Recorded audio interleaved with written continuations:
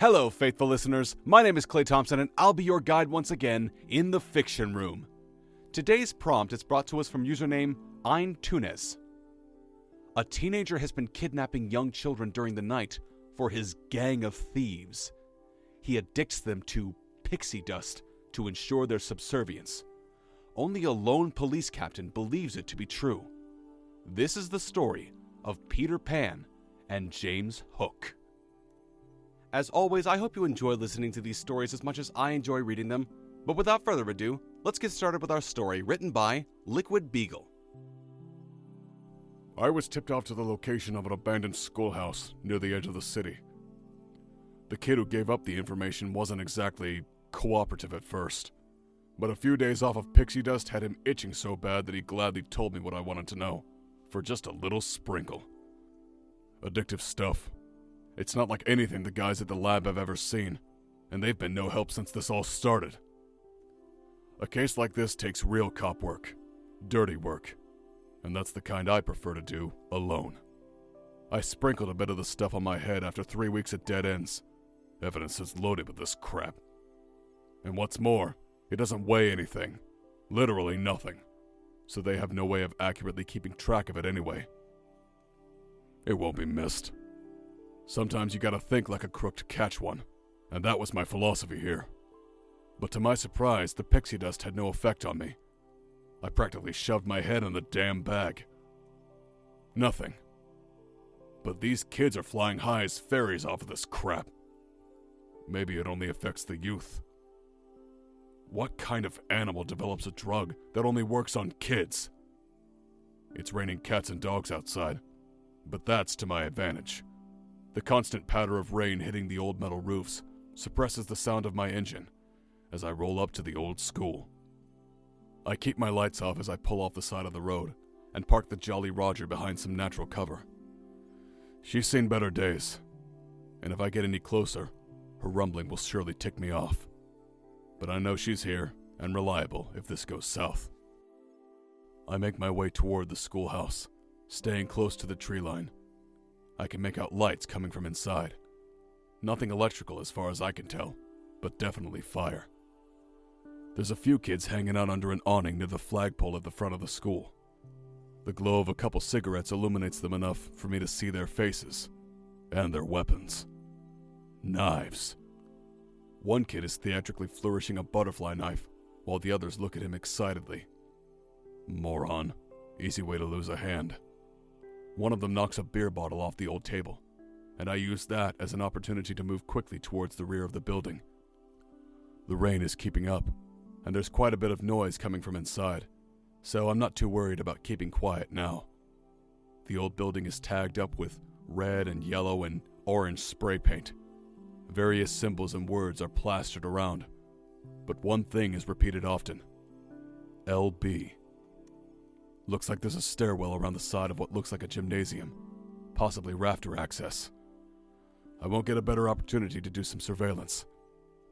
I suppose I could call this in, but then what? Have this place raided and all these strung-out kids killed in a firefight? Not that I think they'd send them anyway. That idiot Smee has been telling everyone to steer clear of this place since the beginning. And I'm beginning to think he knows something we don't. I'm up the stairwell now, and as suspected, there's easy access to the gym from here. The windows are all fogged up, but I can make out a ton of movement inside by the low light. I open one enough for me to slide in, and close it behind me. It's a damn circus down there. The place is packed with kids, and they're all high off their butts. There's a few massive fires going at both ends of the court, and smaller flames are scattered about elsewhere. A few kids are perched up on the basketball hoops, dumping pixie dust down on half-naked children dancing around in ecstasy. They're smashing bottles, fighting, and doing things to one another that are well beyond their immaturity. However, nothing compares to what's going on at half court. A large circle of kids surrounding what looks like a duel. 2 older boys are engaged in frantic swordplay, dancing about with wondrous flair as they strike and parry. There are dueling chants amongst the crowd as well, each rising and falling with the swing of blades. Rufio, Rufio, Rufio. Pan's the man, Pan, Pan, Pan. That's him. The one in the tight green pants. Peter Pan. I saw that name repeated countless times on the reports I'd snaked. This is who everyone is looking for. And he's just a kid himself. But the way he moves, the way he fights, I've never seen a kid do those things. There's no way I can break this up on my own, even with the gun. And I'm definitely not taking those little psychos in a sword fight. I make my way back to the window and try to push it open. It won't budge. I give it a good shove, but the damn thing flies open as the wind catches it, and it shatters. All the noise below me ceases, and I sit as still as possible in the dark of the rafters. Lost boy! I don't say a word, and just as I'm about to make my way back out of the broken window, a voice creeps up from behind me, out of thin air. I don't remember inviting any grown-ups to the party. None I didn't want to kill anyways. I whirl around with my gun drawn, and right there before me, literally floating, is the boy in green. Peter Pan. I'm stunned. How in God's name is he doing that? His leg rises up in a flash, and my gun is soaring through the air before I have time to think. Only a grown-up would use a coward's weapon like that. The kid grabs me by the throat, and suddenly we're flying through the air and quickly descending toward the middle of the dueling circle. They all have their weaponry held high in the air, and it's all glistening in the firelight. Pan lands on his feet while somehow still holding me up off the ground by my neck.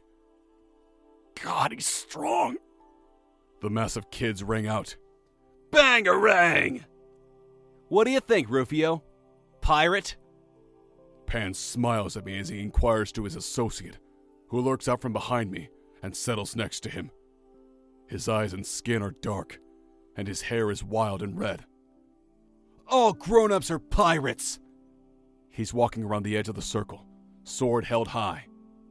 And what, lost boys, do we do to pirates? Kill the pirate! Kill the pirate! Kill the pirate! Pan releases me, and I plop down on the hard wood. I'm up like lightning, still some fight in me, and I throw a punch right at his smug face. Of course, he ducks it, and my momentum has me back on the floor with dozens of blades trained on me. Well, well. Pan is excited now. This one's actually got some fight in him, hasn't he? The kids erupt in a sound which I can only describe as a rooster's crow. I can respect that, old man. So I'll tell you what, we're gonna let you go. Cries of disappointment ring out all around, and I can hear them making fart noises in disapproval. Now, that's not to say he won't be paying his price. We need to give him something to remember us by, so if he ever does come back, he'll hopefully come prepared to offer us a real fight.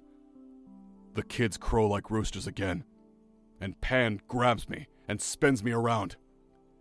He's holding both of my hands down onto the floor, and I can only imagine what they're about to do to me. Take his hand, Rufio, our prize, and his incentive to come back and reclaim it. Rufio steps out in front of me, and he's now wielding a dull-looking axe. He lines it up with my right hand, preparing to strike. But Pan interrupts. No! The left hand. That's the one he was holding his peace with. Bangarang!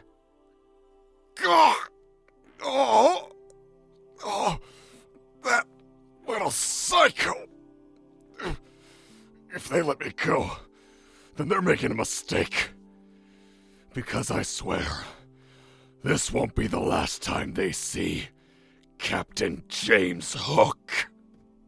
So I was thinking this was going to play out more like Once Upon a Time, where Captain Hook, the protagonist, is trying to catch the serial killer Peter Pan, but it actually played out more like a film noir that's grounded in reality, even though Peter Pan is still able to fly with the help of pixie dust.